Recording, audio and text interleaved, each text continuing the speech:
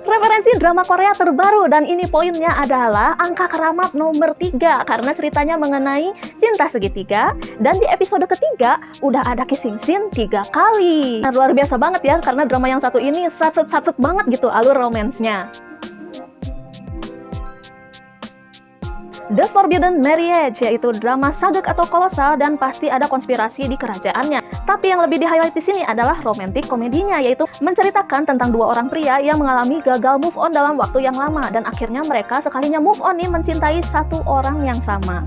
Menceritakan Raja Ihon yang cinta mati kepada sang ratu, sampai akhirnya sang ratu ini meninggal dunia dengan cara gantung diri di kamarnya. Dan saking berdukanya nih, sang raja mengeluarkan aturan baru, yaitu melarang pernikahan bagi usia-usia yang memang seharusnya optimal untuk menikah ya. Nah, sekarang mereka tidak diperbolehkan untuk menikah. Kalau menikah, mereka bisa dimasukkan ke dalam penjara. Di sisi lain ada Ye Sorang, yaitu seorang wanita yang penampilannya agak tomboy, dan dia ini menganggap bahwa aturan yang dibuat oleh Raja Ihon itu ada sesuatu yang konyol. Jadi saking dia ingin membantu orang-orang ini, dan di sisi lain juga dia ingin mendapatkan pemasukan dari cara dia membantu orang-orang ini, maka dia membukakan jasa untuk saling berkirim pesan bagi pasangan-pasangan yang melakukan hubungan secara tersembunyi. Selain itu, dia juga memberikan jasa untuk melakukan pernikahan tersembunyi dan memalsukan umur di KTP. Suatu hari tempat usahanya digerebek dan Sorang pun tertangkap. Sebagai upaya untuk mengeluarkan dirinya dari penjara, dia mengakui bahwa dirinya memiliki kekuatan cenayang yang dapat dirasuki oleh makhluk-makhluk astral, termasuk dirasuki oleh ratu yang sudah meninggal tadi. Raja Ihon yang dalam keadaan depresi akhirnya masuk perangkap dan percaya kepada akting Sorang. Tapi alih-alih dibebaskan, Sorang malah dijadikan dayang istana. Dengan pendampingan Sorang, lama-kelamaan Raja Ihon pun kondisinya semakin membaik, dan Raja Ihon pun mulai move on dan membukakan hatinya kepada Sorang. Di sisi lain ada satu pria lagi yang sama-sama tampan, yaitu Lee Sin-won. Dia ini adalah inspektur dari Departemen Hukum yang juga sahabatnya Raja Ihon. Ia pernah nyaris menikah tapi gagal karena calon istrinya menghilang. Nah, sampai saat ini dia belum move on dan terus mencari calon istrinya itu kemana-mana tapi tidak pernah ditemukan.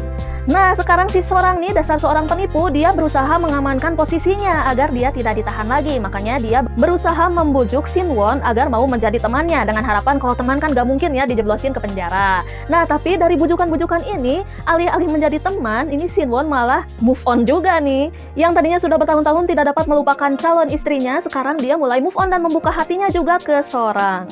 Keseruan di drama ini, nah sebenarnya drama ini juga merupakan cerminan dari kondisi Korea Selatan pada saat ini, yaitu ketika salah satu menterinya berkata, untuk apa sih dihapusin larangan pernikahannya, toh dengan tanpa larangan pun mereka tidak mau menikah karena terdesak kebutuhan hidup, katanya seperti itu. Dan sedangkan di Korea Selatan tahu sendiri ya, saat ini ya tingkat pernikahan itu sudah semakin berkurang, dan pada umumnya mereka menikah pada umur yang lebih tua lah daripada rata-rata usia pernikahan di Indonesia. Dijelaskan pula kenapa Raja Ihon tidak menikah selama 7 tahun. Jadi selain berkabung, ternyata setiap ada yang dicalonkan menjadi ratu, ternyata orang tersebut menjadi korban jiwa. Jadi ini Raja Ihon beserta tangan kanannya sedang menyelidiki dalang dibalik seluruh kematian yang terjadi di istana tersebut. Selain itu, kematian dari ratu terdahulu pun janggal karena sebelum meninggalnya sang ratu berpesan kepada Raja Ihon bahwa nanti kalau terjadi sesuatu kepada saya, kamu harus ikhlas ya. Nah, di sini menjadi tanda-tanda atau ciri-ciri bahwa sang ratu itu dibunuh, bukan bunuh diri.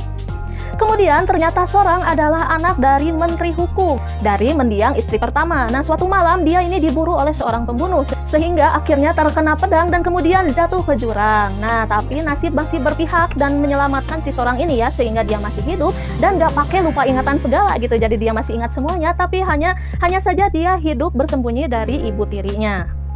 Di sini pun terungkap fakta bahwa Sorang sebenarnya adalah calon istrinya Lee Sin-won yang tidak jadi dinikahi itu. Nah, karena ada peristiwa itu ketika Sorang terjun ke jurang itu, akhirnya pada hari pernikahan di hari hanya diganti oleh adik tirinya Sorang. Pada saat itu, Sin-won yang sudah mengenai sosok Sorang dari tampak belakang meragukan bahwa orang yang ada di hadapannya adalah Sorang. Ketika dia sudah mulai menyadari dan ragu akan melanjutkan pernikahannya, nah ini bertepatan dengan hari pertama dilaksanakannya larangan untuk menikah, sehingga akhirnya Lee Sin-won batal nikah. Di sini diceritakan juga kelicikan dari ibu tirinya Sorang. Nah, ibu tirinya Sorang ini dekat dengan sang ratu. Dengan memanfaatkan kedekatannya dengan ratu, nih, ibu tirinya Sorang meminta izin agar dia diberikan kesempatan untuk memberikan data-data wanita yang berpotensi menjadi calon ratu. Setelah diizinkan, ibu Sorang membuka kursus untuk pelatihan calon ratu yang mendekati semua bangsawan yang memiliki anak perempuan, kemudian merekrut anak-anaknya atau membujuknya agar mengikuti kursus tersebut dengan bayaran yang sangat mahal. Selain itu, drama ini juga sedikit membahas kaum LGBT. Walaupun cerita konspirasinya sangat kental banget, tapi komedinya juga kental. Jadi pas nonton ini dijamin teman-teman bakalan ketawa ngakak semua. Yuk sekarang yang mau nonton, ayo segera dicatat sekali lagi jadwalnya, yaitu sebagai berikut.